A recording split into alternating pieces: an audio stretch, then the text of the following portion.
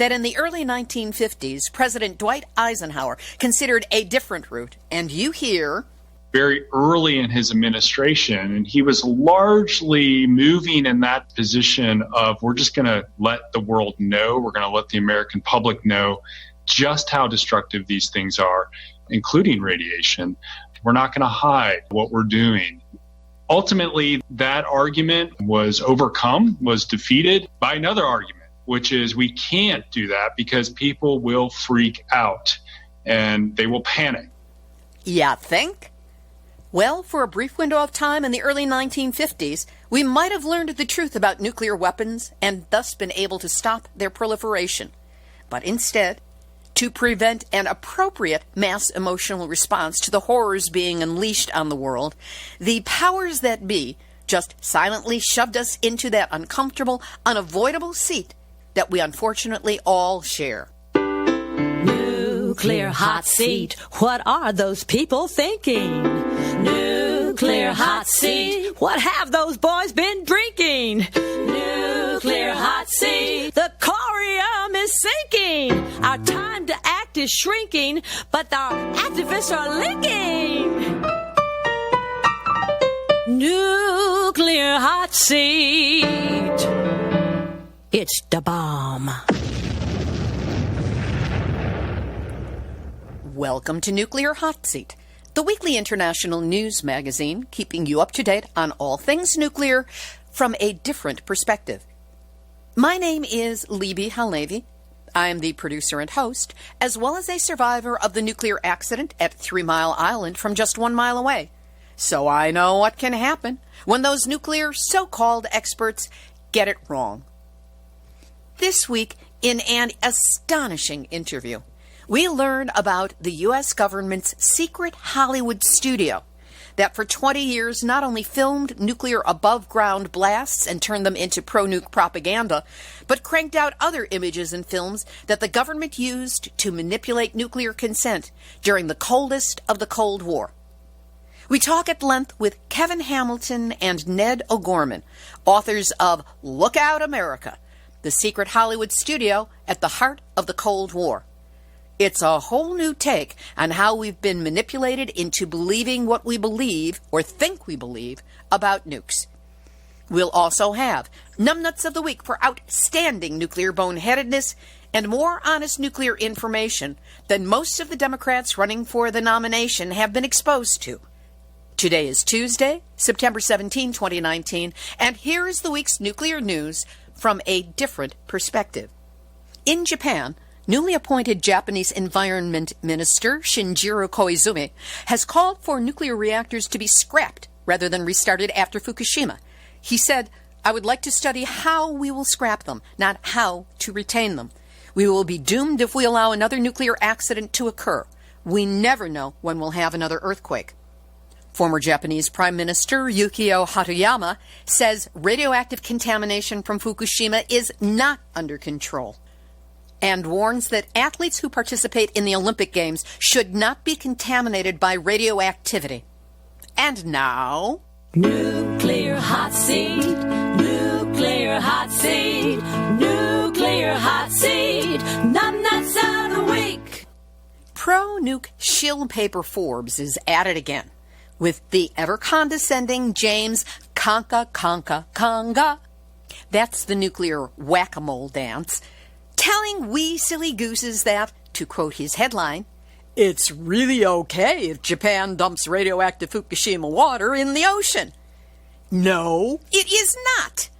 1,400 words of techno-gobbledygook justification follow, all to convince investors to keep shoveling money into nuclear reactors worldwide because, hey, ya make lots of money with no consequences to health or the environment because everyone knows the ocean is a big garbage dump, and what's a little radioactive tritium in your sushi? You say it's okay to dump Fukushima radioactive water into the ocean? How white of you, James. And that's why you, James Conga, are again this week's Nuclear hot seat, numbnuts of the week. In France, at least 5 nuclear reactors operated by French utility EDF might have problems with weldings on their steam generators, a fault which has raised fears of radiological accidents or closures. But there are no plans to shut down the reactors involved for the time being.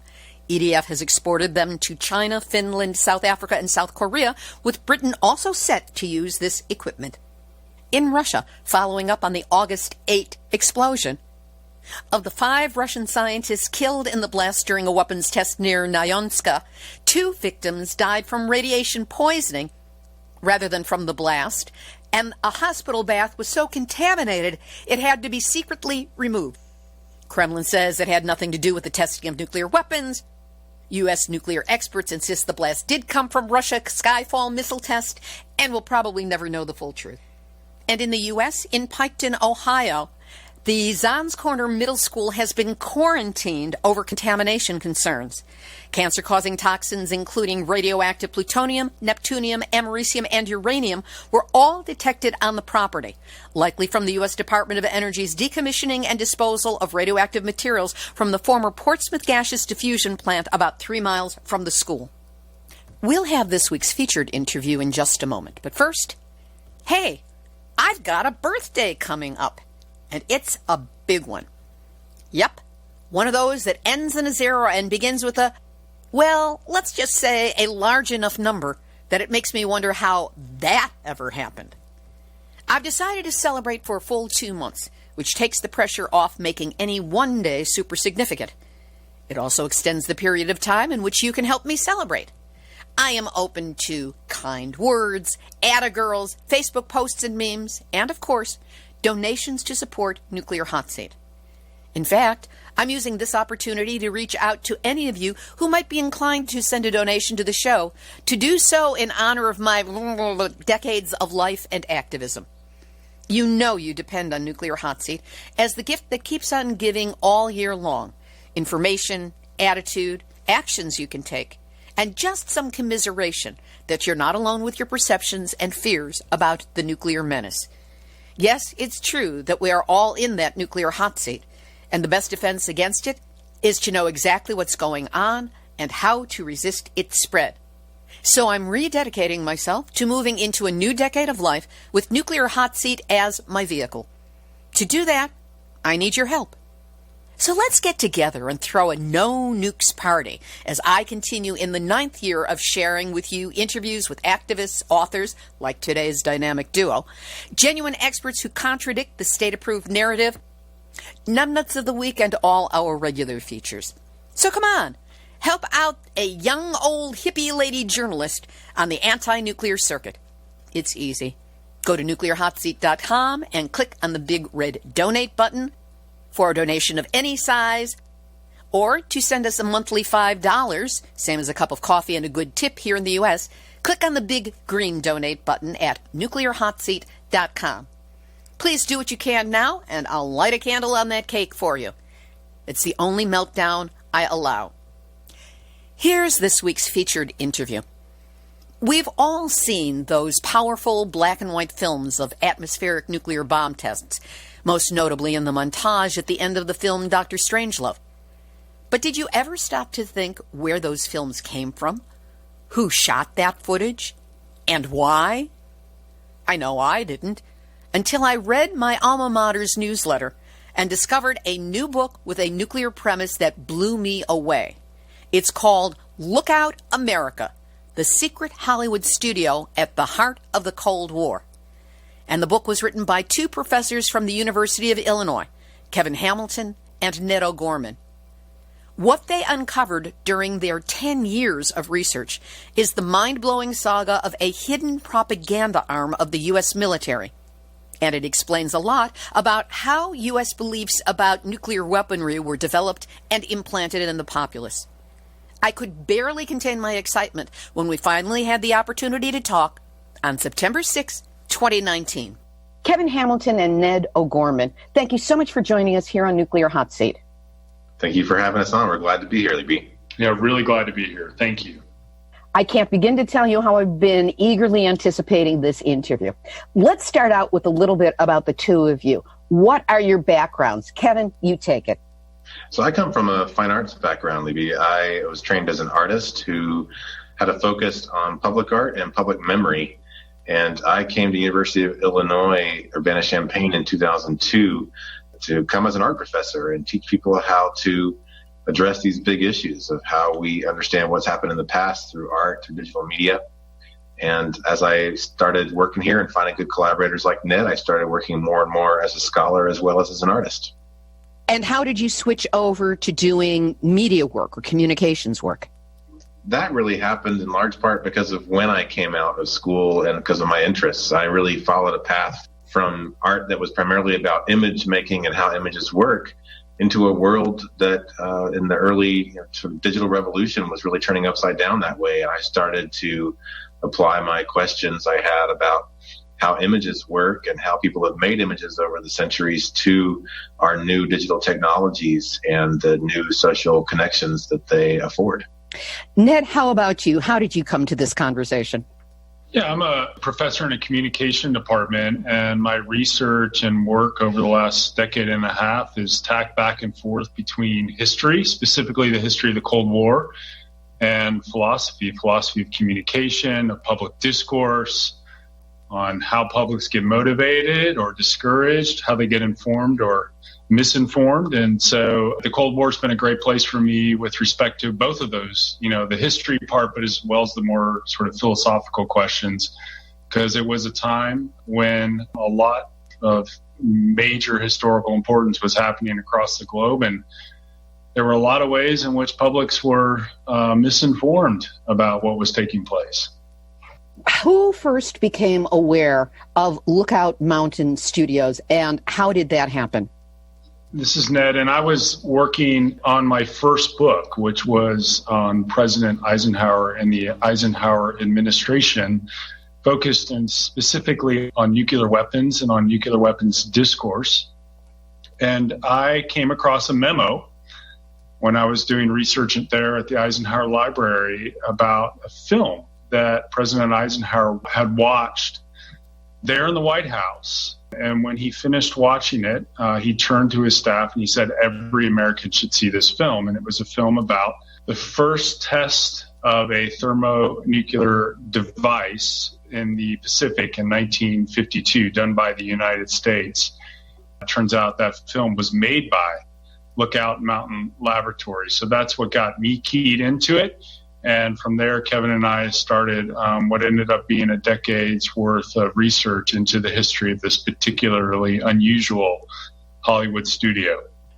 How did you proceed with your research? Because certainly within the movement of people who oppose nuclear, there has been no awareness of this studio. So where did you go? What were you looking for? And how difficult was it to find? We learned the studio's name through the credits, and they don't actually credit themselves for many of their films, but for some of those early ones they did. And once we started looking around for mentions of this, really one of the first places we came to was the Department of Energy, of all places, who had released just a one-page PDF that they put up online and probably gave out in printed copies somewhere at some of their sites about Lookout Mountain Laboratories. It turns out to contain a lot of inaccurate information, but that was our first little nugget. And where that took us was to the declassification efforts that had started in the 90s under the Clinton administration, out of which that little bit of information had come, and some of the films that had been declassified at that time. Did you have to go FOIA in order to get the information, Freedom of Information Act requests? Once we started seeing what was already out there early on in this project, we made a decision to try to uncover as much as we could without FOIA. And that really became a commitment early on, just as a way to prove what you could tell that had been hiding in plain sight, in a way. Taking a look at Lookout Mountain, from the start, what was its mandate and what was it created to document? Yeah, it was created to document nuclear tests, primarily tests that were taking place in the late 1940s in the Pacific. Operation Sandstone was the first test that they were charged with documenting. It was a highly secretive affair. This film, the footage, as well as the documentary products that they produced out of the footage were classified. They were meant for Atomic Energy Commission officials, for the Pentagon, for the White House, for Congress, and in certain cases for personnel who would be working in these operations to inform them what to expect and how to best prepare for the experience of taking part in a nuclear test. And Libby, some of what was happening there early on was just the logistics of secrecy. They knew they needed photographic documentation of these tests, but they also knew that it was really easy, a photographic project, a film project, to end up getting out of hand if they had to go process the film in one place and edit it in another, employ different photographers from another source to actually shoot the thing. And they really decided, what we need is a one-stop shop. We need a place we know is all on lockdown, where the photographers start, they do their work, they come back, they develop, and the work gets produced for its audiences. So Lookout Mountain was really a consolidation of efforts that were already taking place under the aegis of the government to document nukes. Is that accurate? Yeah, to call it a consolidation maybe gets a little ahead of things. Lookout Mountain really came to be just as the nuclear weapons testing itself was, a program itself was coming to be. Immediately after the war, you had a kind of spectacle test known as Operation Crossroads, and that was open to the press. But once under the Truman administration, the United States government got serious about developing more powerful and more destructive nuclear weapons, they immediately began to think about how were they going to document these events on film, and that's where Lookout Mountain came in at that point. So it was sort of right there at the beginning. And you can think about it as coming out of the Air Force, which of course was already in the business of photography, if not least from the perspective of assessing bombing impacts in World War II, right? So it took photography to identify targets, and then photography to evaluate the damage. And so a lot of the early photographers there in Lookout Mountain's early stages, of course, were coming from the Air Force, but the sheer size of these projects required that they also hire civilian photographers. And by our research, it really seems to be less a consolidation than maybe a formalization, where the government saw that it needed to take an operation that had been partly managed by the Air Force, but dipping into civilian realms, and really formalize it into something they could say was working on its own. So it was an entity unto itself, but it was directly dependent upon and answerable to elements in the military, the government? Yes, it was officially part of the Air Force. But it was strangely answerable primarily to the Atomic Energy Commission. And this is something that took some finagling on the part of the leadership of Lookout Mountain. But in the early 1950s, they successfully, even though it was a military outfit, at least in leadership, they wrested free the chain of command and came under more or less the authority of the Atomic Energy Commission, because they were just so intertwined into the nuclear testing operations. And it was really the AEC that was managing these operations.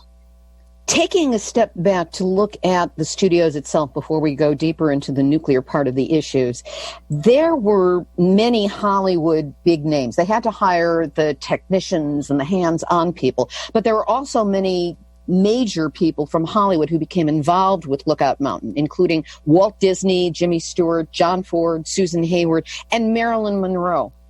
Taking just one example, while we do think of Marilyn as a bombshell of the blonde variety, what did she have to do with films about nuclear bombs? They brought Marilyn in ahead of a really big test they were working on called Operation Castle, which is probably familiar to your listeners as the largest nuclear disaster. That was Castle Bravo, wasn't it? It's sometimes referred to that way, yeah. Yes. And what had been happening in previous tests was that the huge workforce required to essentially build new from-scratch labs out in the Marshall Islands to run these tests, these workforce had not been keeping their stories under wraps. They were writing home. They were telling their family and friends what they were up to out there. And after Lookout Mountain had already established itself as a credible storyteller about the test to classified audiences and to government audiences, they said, maybe y'all can help us with this secrecy problem. So the studio came up with the idea that maybe they could cut some short films, some trailers really, that would be put in front of the films that soldiers were looking at as part of their R&R that would encourage them to keep their work to themselves. And so they filmed Marilyn Monroe looking into the camera and encouraging them to keep what they were doing secret in that way. I've written a lot, including a full play about Marilyn Monroe, done a lot of research into her life, and never came across that particular factoid. It's a really interesting story, and we didn't know how she got there until we dived into this a little deeper. We ended up finding the way that she got there through our interaction with the descendants of Harold Lloyd, the silent film star, which really became one of the main connections by which she got hooked up with the lab. They actually filmed her on Harold Lloyd's estate. And there's a longer story to tell here that we've actually told with another journalist. It's been published in a California publication called Alta. Well, we'll get a link to that so that people can check it out. Moving this along, the films that were created by Lookout Mountain told stories of the bomb as a controlled physical and political instrument for a variety of audiences: enthusiastic technophiles, skeptical decision makers, aggressive generals, mystified military personnel, and eventually a wary public. What kind of impact was intended by the films, and what kind of impact did they actually have? It's a hard question to answer because there were so many films doing so many different things for so many different kinds of audiences. But in the 1950s, which was the peak of above ground nuclear testing, clearly Lookout Mountain intended to make films that were going to cause audiences to be overwhelmed and perhaps overawed by the spectacle of a nuclear blast. And at the same time, to say, despite the overpowering sight before your eyes, we, that is the Atomic Energy Commission and the Department of Defense, have this under total control. And so there's no reason ultimately to fear what we are doing. The only thing that we really need to fear is what the Soviets are doing. Let's take a look at Lookout Mountain's role in Operation Ivy, which you referenced earlier, Ned. It was America's first thermonuclear device, and it's considered to be what inaugurated the age of thermonuclear weapons. You state in the book that, quote, it was not really the device itself that did the inaugurating of the age of thermonuclear weapons, but rather its fantastic images. So talk to us about Project Ivy, what those images were, and what the resulting film led to. That film really was what started our whole project in many ways, really diving into that film and asking questions about why it told the story the way it did and how it came to be the way it was, and even how there came to be different versions out there, different edited versions over the years. And what we saw there was that this was a film in which the makers and the commissioners, the clients as it were, knew that this was going to be a game changer. This was really going to be what they would call historic. And yet they needed to both claim the new authority that being the first across that line would give them, without making it look like something was out of their control.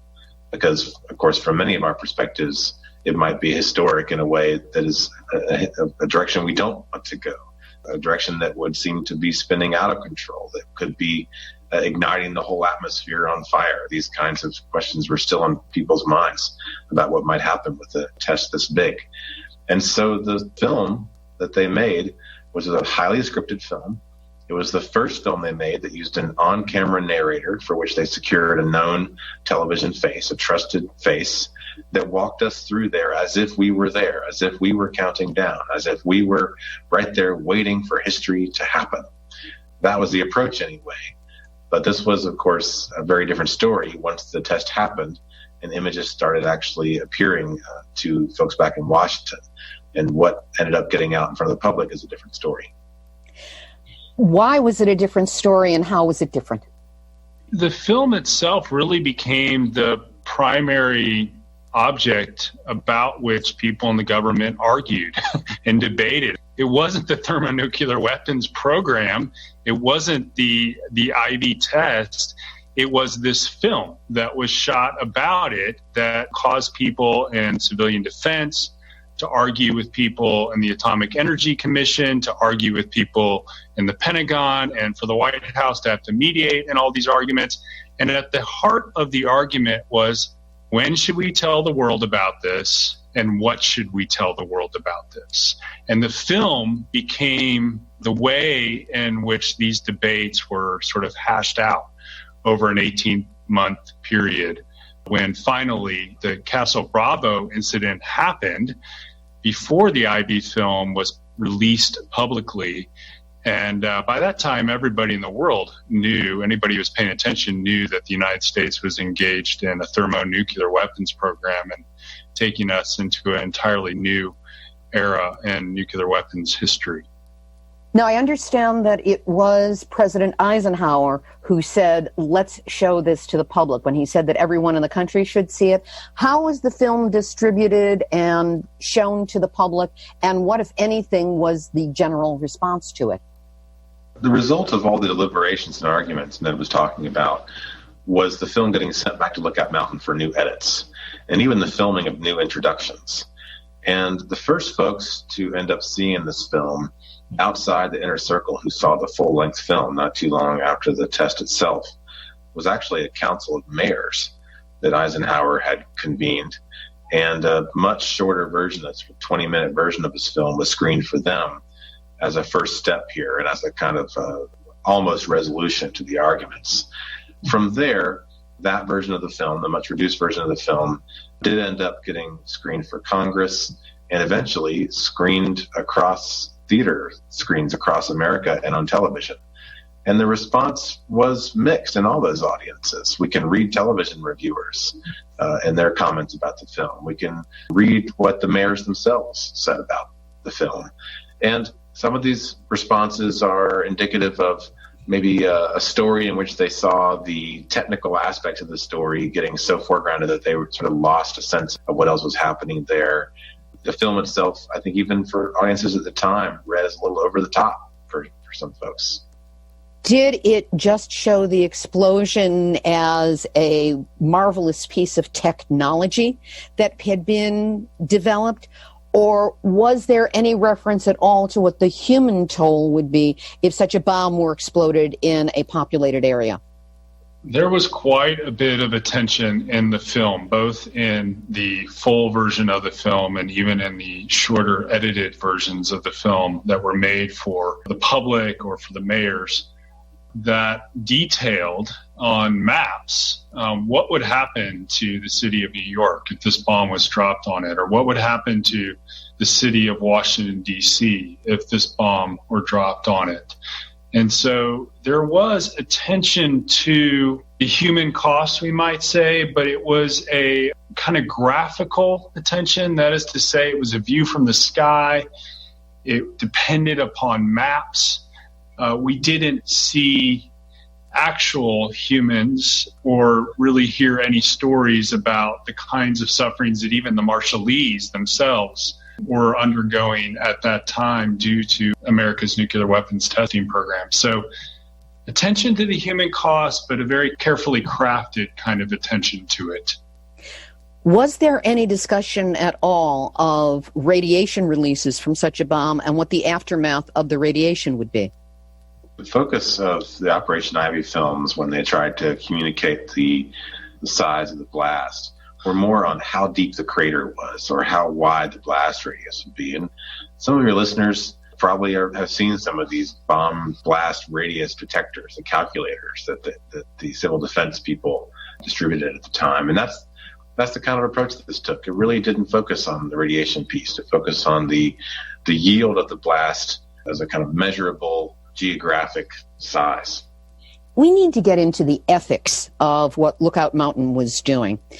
During the Depression in 1938, the Farm Security Administration produced the film The River, which was about the Mississippi River. I actually saw it when I was at the University of Illinois in one of the journalism classes.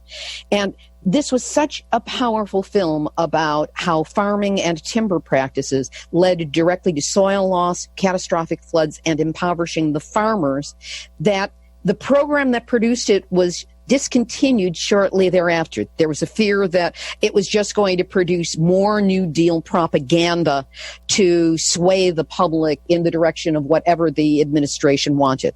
So there is a decision to separate government from the making of films. And yet after the war, that's exactly what the government did with Lookout Mountain. How was that justified? I think part of the justification was more broadly cultural. And what I mean by that is that during World War II, as well as in the years after World War II, Hollywood itself really moved to the center in so many ways of American popular culture. And I think that part of the justification was a desire that is perennially true on the part of the state or on the part of the federal government to try to make sure they're connecting with people where people feel connected with. If you get what I'm saying, today it might be social media or Twitter, right? But then it was Hollywood. And so I think part of the government's justification for aggressively pursuing a film operation in Hollywood was Hollywood is kind of where the cultural action was, and they felt as though this is where they needed to be able to connect with people. From your perspective as communications professors for a major university, what are the ethical problems that were or might be posed by this kind of connection between the government and the film industry, let alone having their own studio? You know, I think to go into that in relationship to the work we've been looking at, I think it'd be most interesting to look at the kind of exchanges and quid pro quos that were going on between Lookout Mountain and the industry itself. Because when you look at things like how when there was a fire in the sound studio there at Lookout Mountain Laboratory on Wonderland Avenue, Walt Disney was happy to let them come down the mountain there from Laurel Canyon and use the sound studios down at Disney Studios. Early CinemaScope technology, even before a film like The Robe came out, that technology was already in use by the Air Force. You don't see a blockbuster film that includes military technology in which there hasn't been a lot of consultation and maybe even loaned equipment from the Pentagon. And I think that relationship there and what's happening there across an exchange, mutual influence, discovery of shared rhetorics and stories and iconographies is where I would look for that conversation. Yeah, and if I could add another dimension to the ethics of all this, there was actually in and around 1950 a really, really interesting debate happening at the level of the White House. And this is in the late Truman years going into the early Eisenhower years. And that was a debate that was typically called the debate about candor. How candid should we be with the American public and the world about nuclear weapons and the kind of destruction that they could do and the kinds of activities the United States is engaged in with respect to making them even more destructive? And there was a substantial wing in the highest levels of the federal government making arguments that we really just need to be upfront with people about this. We shouldn't sort of whitewash it. We shouldn't dress it up. We just need to tell them the facts. And Robert Oppenheimer was at the forefront of making this case, ultimately unsuccessfully, but it was part of what got Eisenhower's ear very early in his administration. And he was largely moving in that direction. That is, towards this position of we're just going to let the world know, we're going to let the American public know just how destructive these things are, including radiation, and we're going to be candid. We're not going to hide what we're doing. Ultimately, that argument, which Oppenheimer represented and Eisenhower for a time embraced, was overcome, was defeated by another argument, which is we can't do that because people will freak out and they will panic. That was the word that was used. People will panic. And then we will have a situation where we have mass hysteria about this, and that's no way to run a society, was the counter argument. So you can see there really is an ethical argument about the nature of the public, about the capacities of the public to know, and what is the responsibility of the government to the public when it comes to some of the more dangerous activities in which the government is engaging. I think one other ethical dimension that I think we could look at about Lookout Mountain's work is looking at their role in the identification of the test sites as disposable, and the ways in which, when Lookout Mountain borrowed from Hollywood ways of looking at things, Hollywood rhetorics and symbols, they really helped build a whole view of the Pacific, a whole view of what we might even think of as tiki culture, and that kind of depiction of the Pacific as sort of outside of history, where one island's as good as another.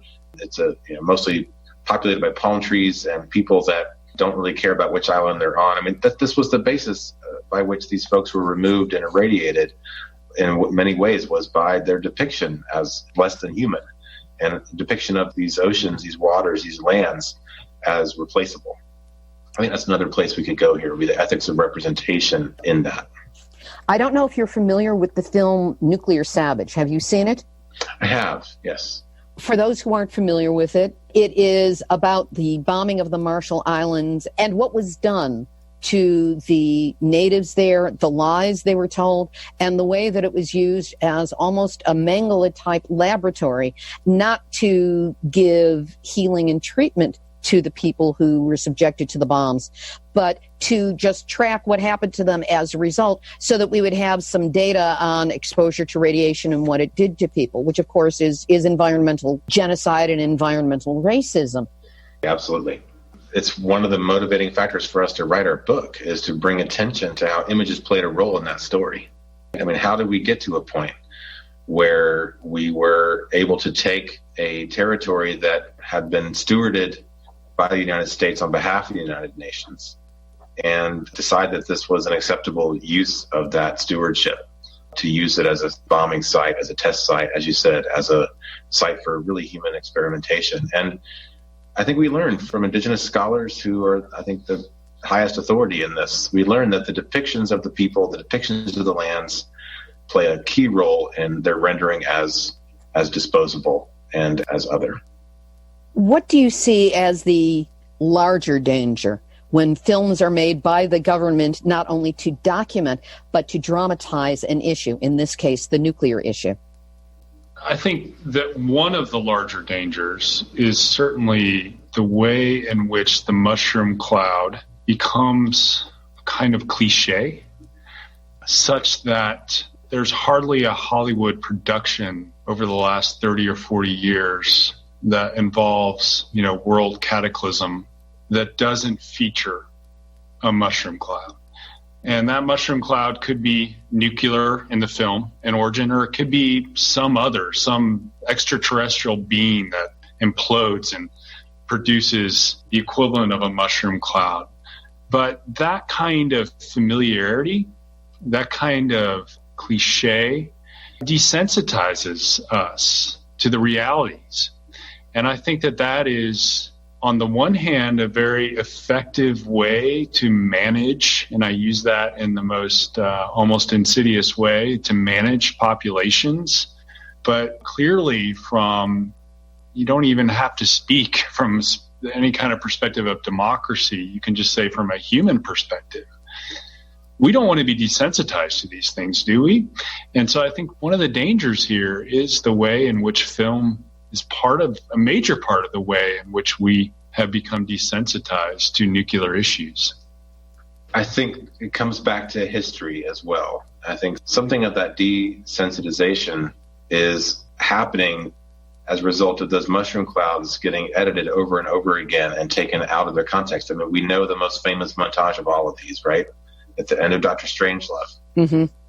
We see one after another, and we actually don't know what led up to that for each of those particular explosions. We don't know the calculated decisions about which sites in the desert, which islands were going to be lost through those pieces. We don't know the cost.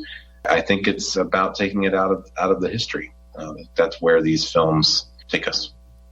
There's another aspect that we haven't gotten into, and that is that the camera operators and other technicians who are actually on site to shoot these films, sometimes from very close up, they were exposed to the blast, to the radiation, to the fallout. Has there been any kind of health study or follow-up done on these individuals? Part of how we know anything we know at all about Lookout Mountain is because of the declassification effort that happened in the Clinton administration. And when the Cold War was deemed by some as over, it was at that time that the Energy Secretary, Hazel O'Leary, authorized the release of a lot of documents to help irradiated workers and veterans get access to the actual data about what they had been exposed to, because they couldn't get to it before. And so if you look up some of these nuclear tests now and you look up for what documents are out there online, the first thing you're going to find are the reports that came out of that time that have tables and tables of exactly how much radiation different workers in the tests were exposed to. That's to say that that is not a test that was done later. That was data that was gathered at the time. That is to say that what was measured at the time was deemed to be acceptable. So in that case, what has been happening since would only have been case by case, people seeking compensation, families seeking compensation for what happened. And right now, though, we have talked to a number of the actual veterans and former photographers. We've not talked to any who were involved in that kind of litigation. It would be interesting to find out if any of them are still alive. Well, when you look at how few are, of course, you wonder. And even some of the ones we've met along the way have since passed. And they're very glad to get together. The combat cameramen is the order to which they claim to belong. It's a broader kind of identity for themselves. And they gather, and they would be the ones to talk to about this, about who's still here and who's not and why. That's definitely a potential for a next program. Now, Lookout Mountain was closed down in July of 1969. Why then? And what happened to the archives? Who owns the copyrights, and how are the films and photos accessed today? Yeah, so why did Lookout Mountain close? That was a long process, beginning really in the early 1960s with the Kennedy administration and Robert McNamara and his incessant desire to try to centralize and make as efficient as possible, in his view, right, all the operations of the Pentagon, including the film operations. And so there was talk relatively early in the Kennedy administration about consolidating. There were other film units in the military across the country, none like Lookout Mountain, but there were other film units. So there was talk relatively early in the Kennedy administration about some sort of consolidation effort. So that's part of the story. Part of the story is that Hollywood was becoming a less and less convenient place for Lookout Mountain to be in the 1960s for a variety of reasons, but not the least of which was the Vietnam War. And you might say the way in which Hollywood turned from a kind of Cold War consensus, a more center position politically in the 1950s, or even, far out right position in the 1950s, to a more left position, and anti-Vietnam politics and that sort of thing started to create some problems for Lookout Mountain in the 1960s. So, there were a variety of reasons. It just became a less fruitful place in their eyes for them to be. And so eventually, as you said, in the late 60s, the operations were moved to another area, San Bernardino, is that right? Yeah, Norton Air Force Base. Norton Air Force Base, and that was part of a more general consolidation effort. As far as the holdings, the issue is not copyright. The issue is classification. These are government products, right?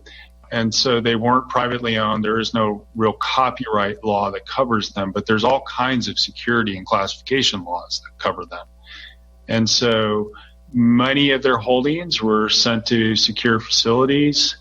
Some of them ended up sort of randomly in various places, including people that worked at Lookout Mountain taking stuff home. A lot of it was destroyed. And so the story of the archives is itself its own kind of quite messy story. And the fact that we were able to gather as much as we were able to over 10 years was partly just good sleuthing on our part, and partly, we hit some luck, to be honest. I mean, we ran into some people that put us onto some things that really helped our project.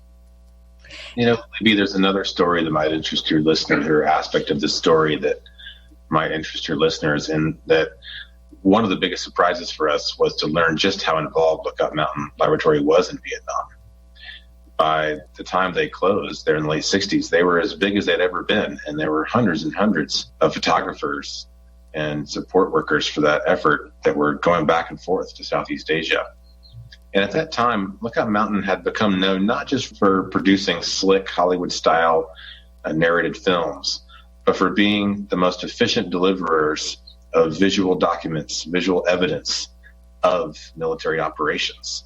And so they were documenting all the bombing in Vietnam and all the Agent Orange work, and whipping that footage around back and forth across the ocean to measure it, to evaluate it in what it was increasingly a data-driven enterprise as war was becoming. And so in many ways, the closure of Lookout Mountain was a part of the Pentagon learning of the value of images as data and absorbing of what was a very specialized operation into a capacity that the Pentagon today does with just about every piece of its being. It's now as part of almost everything they do.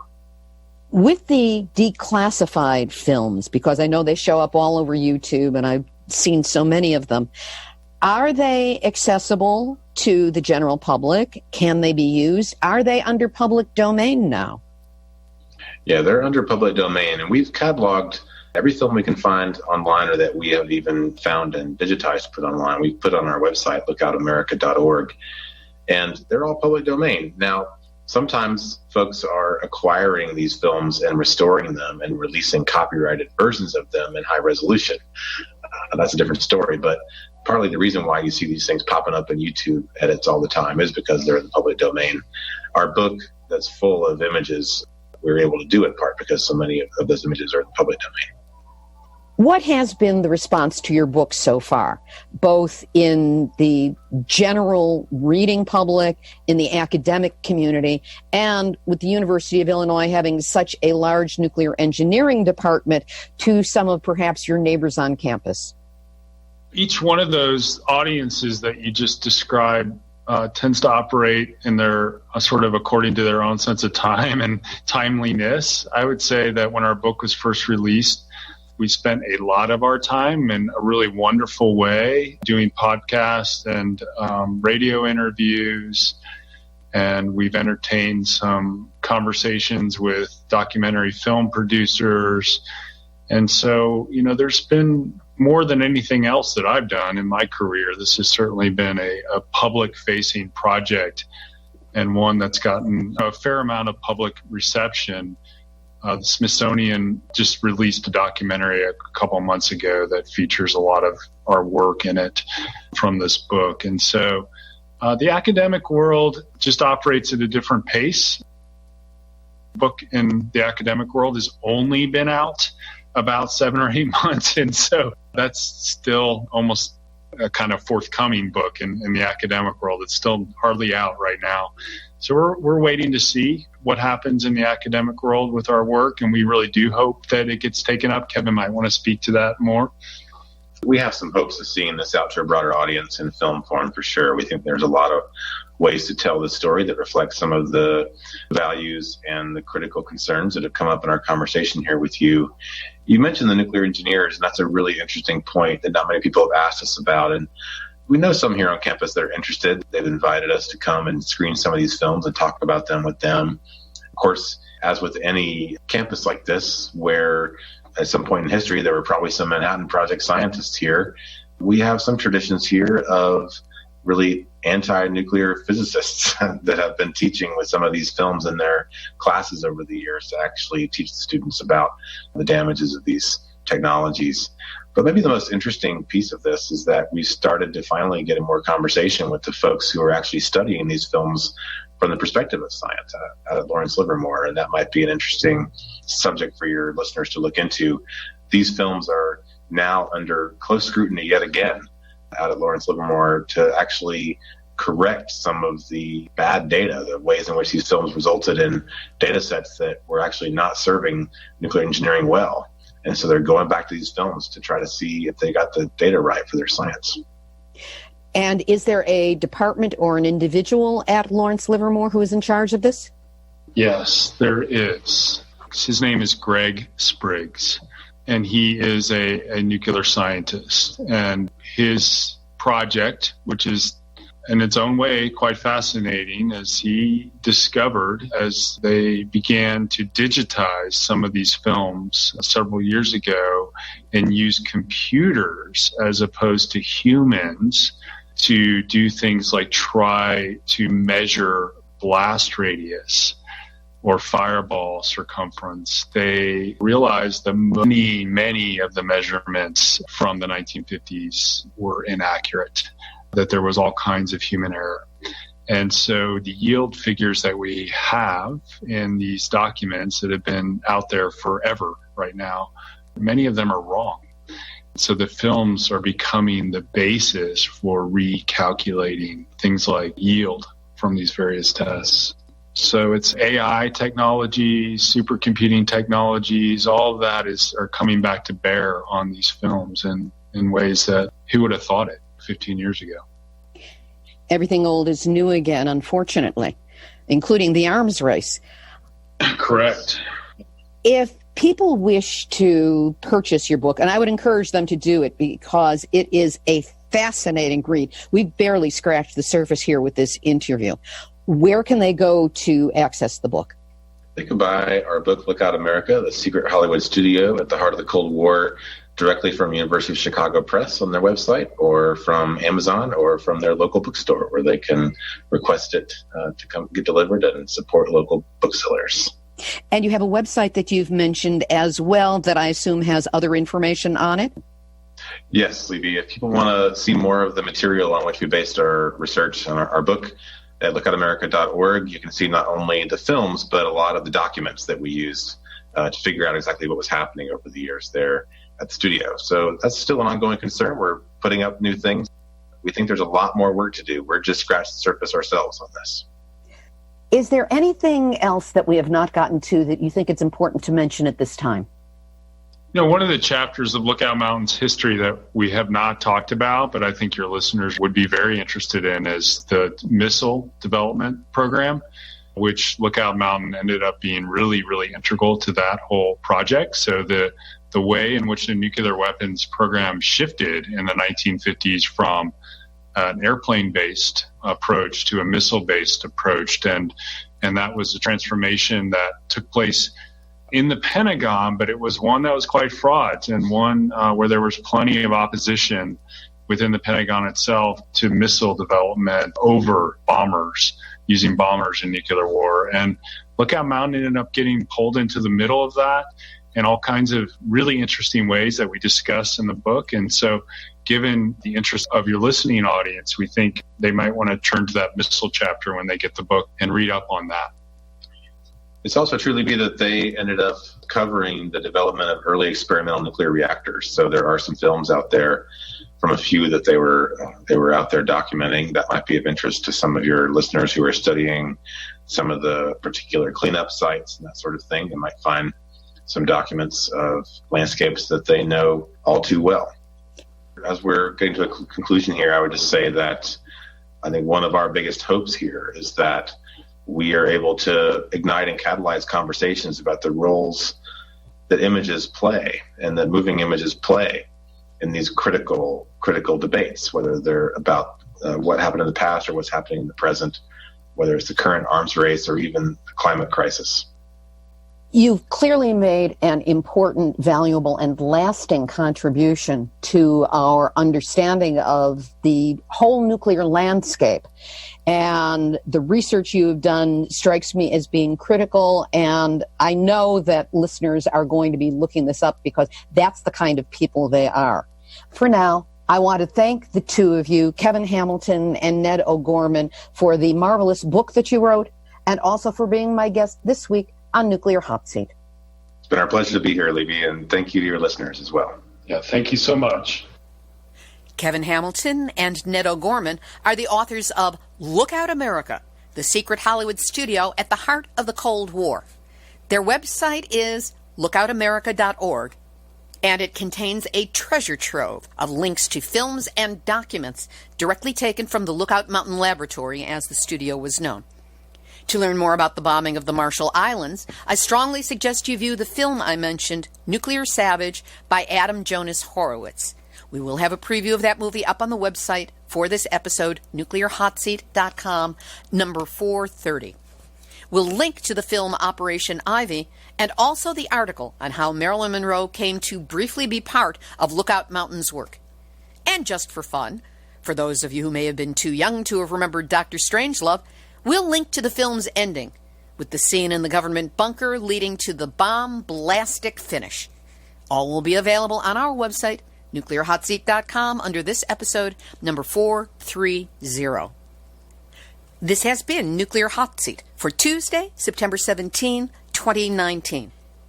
A reminder that Nuclear Hot Seat is now available on all your favorite podcast platforms, Spotify, Stitcher, iTunes, Google Play. So however you prefer to listen to your podcast, you'll find us there, and we've got tabs connecting you at the top of the website landing page. And after a bit of delay, finally, a shout out and a welcome to KNIZ listeners, 90.1 in Gallup, New Mexico, the latest broadcast station to carry Nuclear Hot Seat every week. Thanks to everyone for listening, for caring, and for joining the Nuclear Hot Seat listeners and followers around the world in 123 countries on 6 continents and counting. If you want to get Nuclear Hot Seat delivered via email every week, it's easy. Go to the website, scroll down for the big yellow box, and sign up for the weekly email link. If you have a story lead, a hot tip, or suggestion of someone to interview, send an email to info@nuclearhotseat.com. And if you appreciate weekly verifiable news updates about nuclear issues around the world, take a moment to send a donation of any size to nuclearhotseat.com. We will really appreciate your support. This episode of Nuclear Hot Seat is copyright 2019, Libby, Halevi, and Heartistry Communications. All rights reserved, but fair use allowed as long as proper attribution is provided. This is Libby Halevi of Heartistry Communications, the heart of the art of communicating, reminding you that there is no such thing as a limited nuclear war. The effects are limitless, devastating, and last forever on this one little planet that we all share. There you go. You have just had your nuclear wake-up call, so do not go back to sleep because we are all in the Nuclear Hot Seat. Nuclear hot seat. What are those people thinking? Nuclear hot seat. What have those boys been drinking? Nuclear hot seat. The corium is sinking. Our time to act is shrinking, but our activists are linking. Nuclear hot seat. It's the bomb.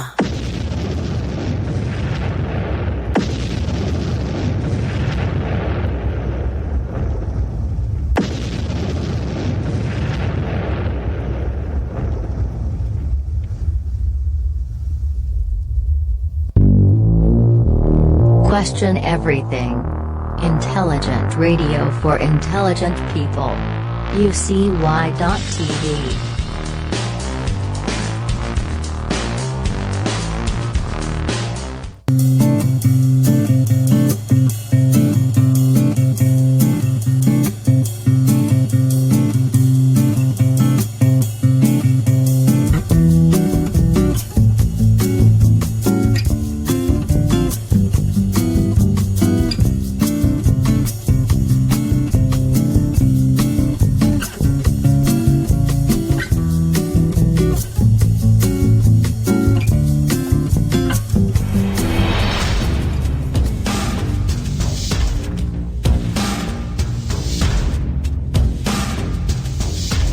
is Ozzy Skateboard, and you're listening to UCY.tv.